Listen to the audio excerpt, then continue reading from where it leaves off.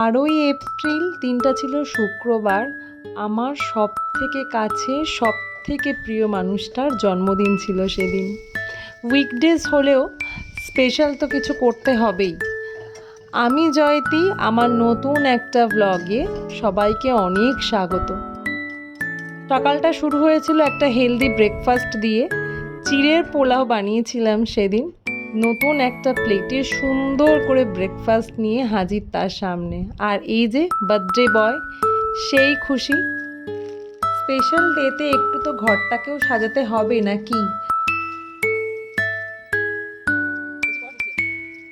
তাই বিছানার চাদরটা পাল্টে নিলাম আর একটু ঘরটাকে গুছিয়ে নিলাম।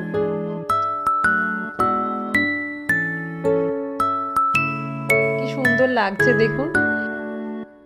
কিছু মশলা পেস্ট করে নিয়েই লাঞ্চের তোড়জোড় শুরু করে দিয়েছিলাম।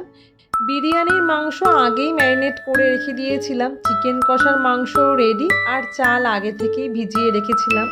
কিন্তু 5 রকম বা 3 রকম ভাজাও তো লাগবে, তাই কিছু সবজি কেটে নিচ্ছিলাম। আমি 3 রকম ভাজা করে নিয়ে বিরিয়ানির চিকেনটা ঝটপট কষিয়ে দমে বসিয়ে দিয়েছিলাম।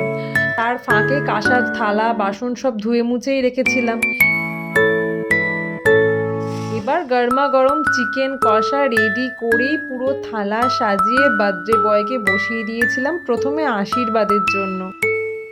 আর আমার শাশুড়ি মায়ের ওপর সব থেকে বড় রান্নার দায়িত্বটা ছিল, যেটা ছাড়া জন্মদিন অসম্পূর্ণ। পায়েস।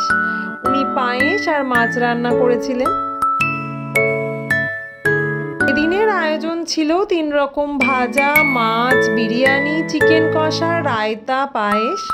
বিকেলবেলা বেরিয়ে পড়েছিলাম কেক কিনতে। আসলে সেলিব্রেশনটা তার পরের দিনেই করতাম, কারণ ওই দিন নীল ষষ্ঠীর জন্য আমার মা আসতে পারতো না। তাই পরের দিন মানে শনিবার সবাইকে নিয়েই সেলিব্রেট করেছিলাম। কিন্তু ওই দিন একটু তো সেলিব্রেশন লাগবেই, তাই পুচকি একটা পেস্ট্রি নিয়ে নিজেরাই একটু সেলিব্রেট করেছিলাম। তার পরের দিন ডেকোরেশন করে সবাইকে নিয়ে সেলিব্রেট করা হয়েছিল। আসলে সবাইকে নিয়ে সেলিব্রেট করার মজাই আলাদা। যদিও আমার শ্বশুরবাড়ির সবাই ছিল না। আর রাতের ডিনার ট্রিট দিয়েছিল আমাদের বার্থডে বয়। সবাই সেই খুশি, একসাথে খাওয়া দাওয়া হই হুল্লোড়ে হাজব্যান্ডের জন্মদিনটা খুব ভালোভাবে কাটিয়েছিলাম, তাও 2 দিন ধরে। আমার ব্লগটা কেমন লাগলো সবাই অবশ্যই কমেন্টে জানাবেন। ভালো লাগলে একটা লাইক শেয়ার করে দেবেন। আর আমার YouTube channel Jayati Chowdhury subscribe করতে ভুলবেন না। সবাই ভালো থাকবেন, সুস্থ থাকবেন। দেখা হচ্ছে নেক্সট ব্লগে। টাটা।